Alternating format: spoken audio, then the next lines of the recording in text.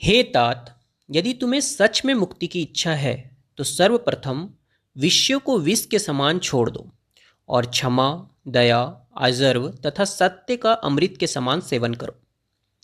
यहाँ पर सच में पर जोर दिया गया है।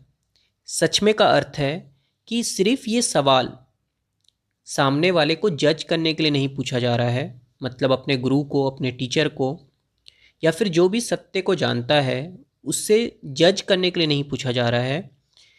सच में उसे इच्छा है कि वो ज्ञान को प्राप्त करे, मुक्त होए, और वैराग्य को कैसे प्राप्त करे, ये उसे सच में जानने की इच्छा है।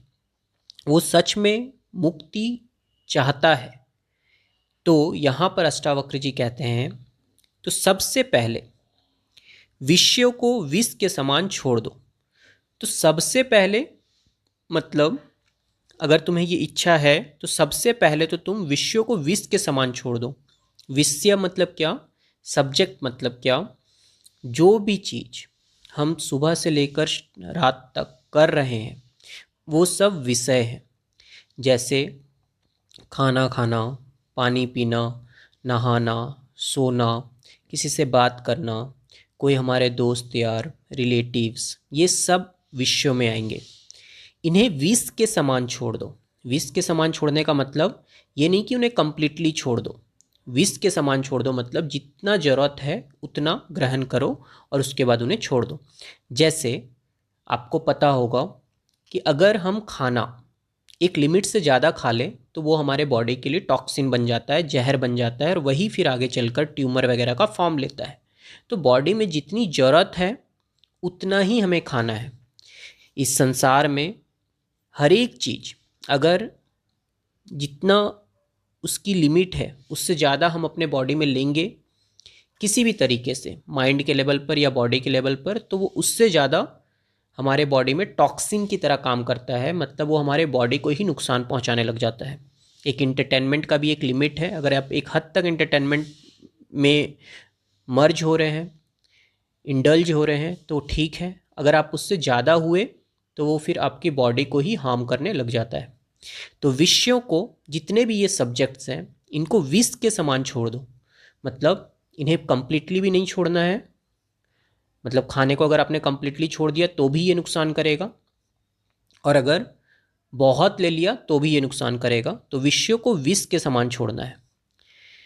और आपने छोड़ दिया, अब क्या करना है कि, और क्योंकि अब आपने उसे छोड़ा है, जो चीज़ अभी तक हमारी कंडीशनिंग थी, इतने दिनों से हम एक अलग दिशा में जा रहे थे, अब अचानक से ये चीज़ें चेंज नहीं हो जाएंगी।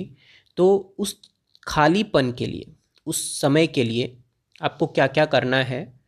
क्षमा, जो अब तक आपने बहुत सारे लोगों से आप अटैच थे, किसी भी कारणवश अपने माइंड में अटैच थे, थॉट्स के लेवल पे अटैच थे, किसी के बारे में बुरा सोचते थे, उन सबको क्षमा करना है, माफ़ कर देना है।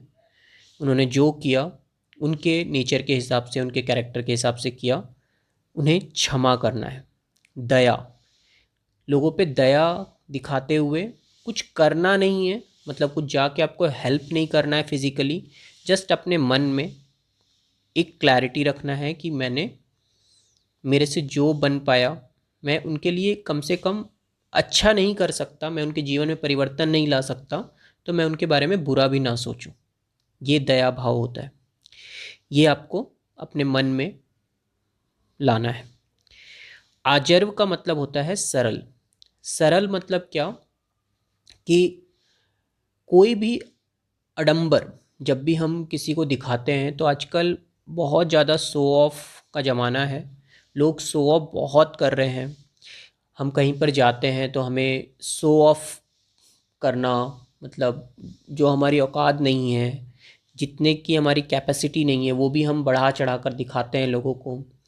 मान लेते हैं हमारे पास घड़ी है, तो वो घड़ी हम जानबूझकर कोई ब्रांडेड घड़ी सामने वाले को दिखाएंगे, उन्हें जलाने के लिए, उन्हें नीचा दिखाने के लिए, कंपेयर करने के लिए।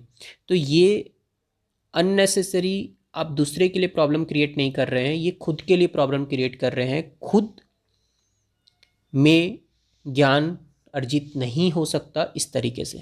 तो इसे कहते हैं आजर्व, मतलब सरलता।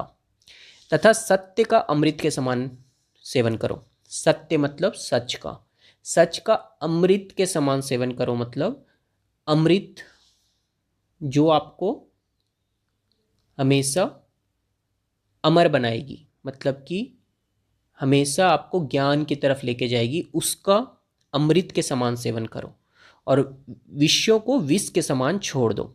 अब ये क्षमा, दया, आजर्व और सत्य जो है, अगर इसका आप पालन नहीं करते हो तो क्या होगा, आपके अंदर बहुत सारे राग, द्वेष, कंपैरिजन, जेलेसी, ये सब डेवलप्ड होते रहेंगे। आप हमेशा इन्हीं में उलझे रहोगे।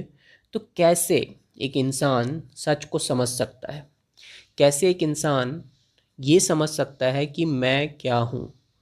वो ज्ञान की तरफ जा ही नहीं सकता जब तक कि वो अपने आप को फ्री ना करे सच को जानने के लिए। तो क्षमा, दया, आजर्व और सत्य का अमृत के समान सेवन करो। Thank you.